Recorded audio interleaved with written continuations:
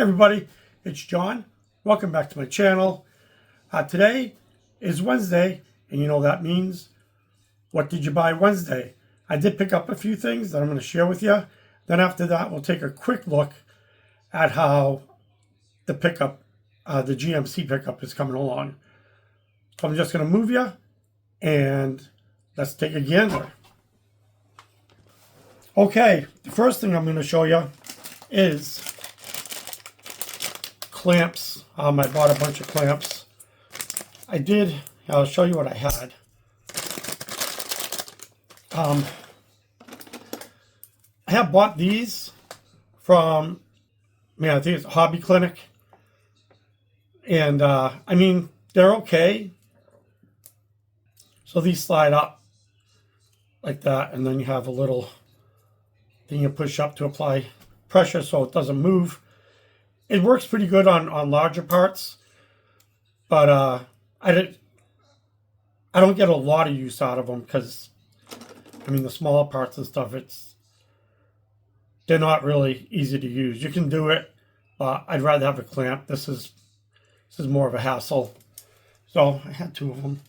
Anyway, then I was watching Pappy Tinkers, and on his last build, what he did with his hood is amazing. He put a tiny magnet inside the engine bay, and then on the hinge for the hood, he put tiny pieces of metal in two spots.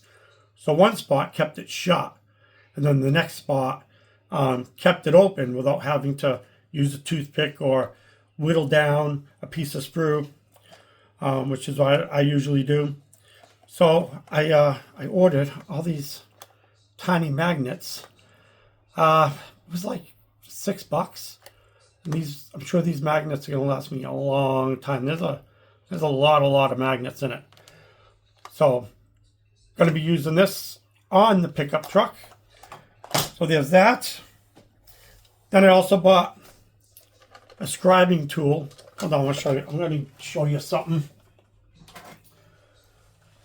All right, so I bought a Tamiya scribing tool, and let me tell you, I can't stand this thing. It's so hard to scribe the trunk and the doors and everything. It's hard to keep this in line. It goes everywhere. So a lot of times I'm using filler just to fix what this thing does. So I found this tool. Let me see. So you got this, has a little hexagon nut in it. Comes with the little Allen wrench for that. And let me open it up here.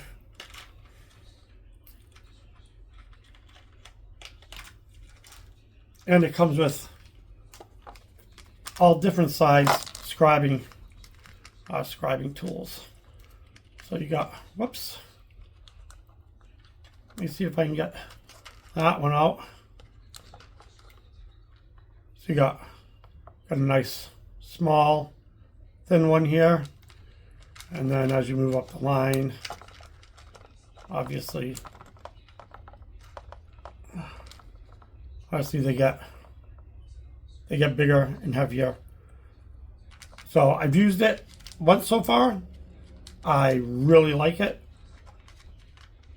It was much easier to keep it in control than is the previous mentioned Tamiya scribing tool.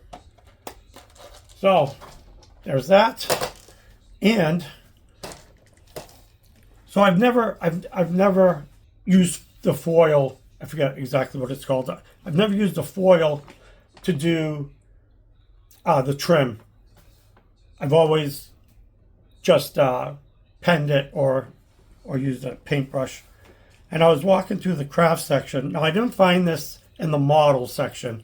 I think I found this in like the scrapbooking and Hobby Lobby.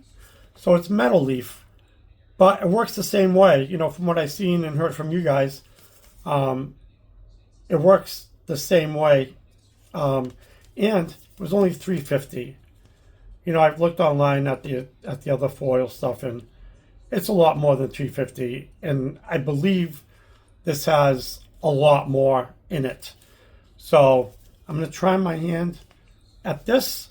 Not on this build because the truck is trash, so I will not be using that.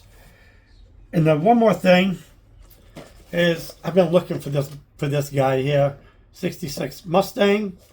So I was on Facebook looking for model kits, and I saw this guy come up. They're in Gardner, Massachusetts, so they're only like 20 minutes from me. And it's a garage full of kits.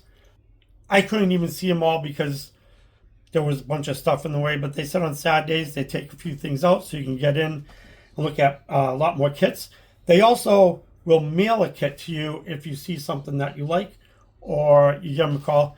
Let me tell you, they got muscle cars, they got pickups, they got luxury, they've got planes, jets, ships, military, they've got everything. And they're all, you got a few new kits. 90% of them are older kits, which I'm sure aren't always easy to find.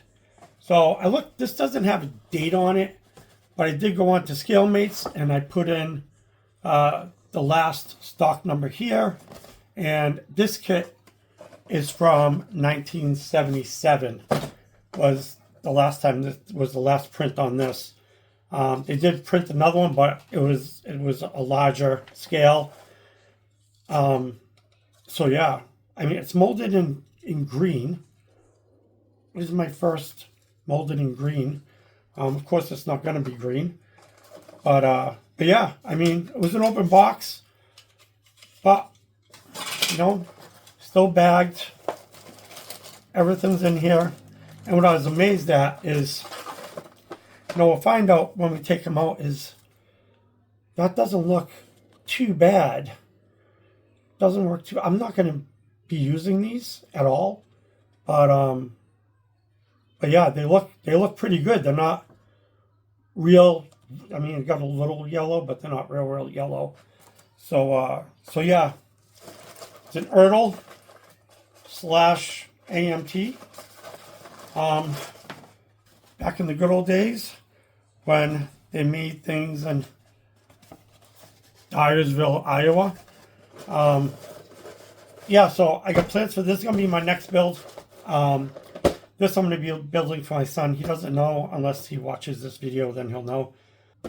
Big plans for this, big plans for that. And I don't know if I said one more thing on that last one, but one more thing. So I was on eBay, and I found this company here.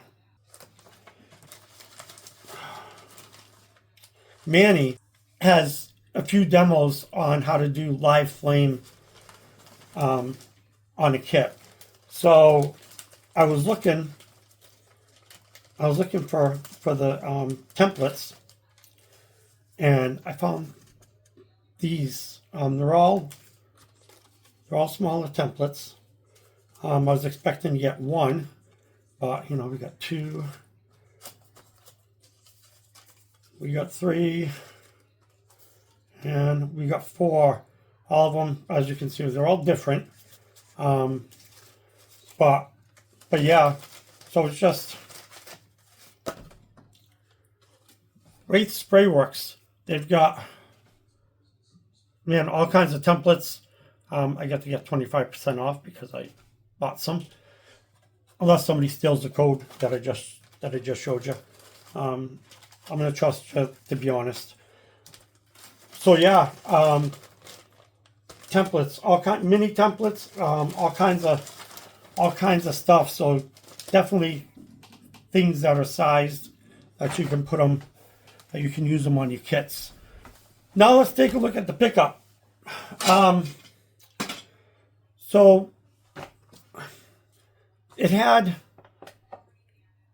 you can't tell now because I hacked the crap out of them, but it had two batteries, both on the front engine bay towards the radiator, and pick on my building does not have that. So I cut them out, and I use some sprue. You can see the sprue in there. I mean, it's a messy job underneath, but I don't care. You're not going to see it. But, you know, I got them in there and bonded around the seams. So this is good. I didn't make this technically. I stole it out of my junkyard. It was not an air conditioner unit. It was a vent unit. But, so yeah, I made that for the air conditioner. And I got the engine done. I tried, I don't know if you can tell, you know, I did try to do some chip paint effect. I don't think it worked as good as what I saw other people doing. But if you have any tips on doing cracked paint without having to go out and buy paint cracking chemicals or whatever, I prefer to do things without having to buy a whole bunch of different stuff. I mean, I'm not going to say I haven't, because I have. Anyway, so there's that. I did do the shield, the alternator, and plugs, rusty. So yeah, that's it. I'm trying to get this to look as much like his engine as I can. So I got all the hoses and everything in there. So yeah, that's the engine. And that's all I got. So there I am again. I want to thank you all for dropping by. I want to thank all my old and new subscribers. And if you're just passing by and you happen to like this kind of stuff, please subscribe, ring that notification bell so you know every time I put up a new video. Give me a like. God bless. Have a great day. And I will see you next time.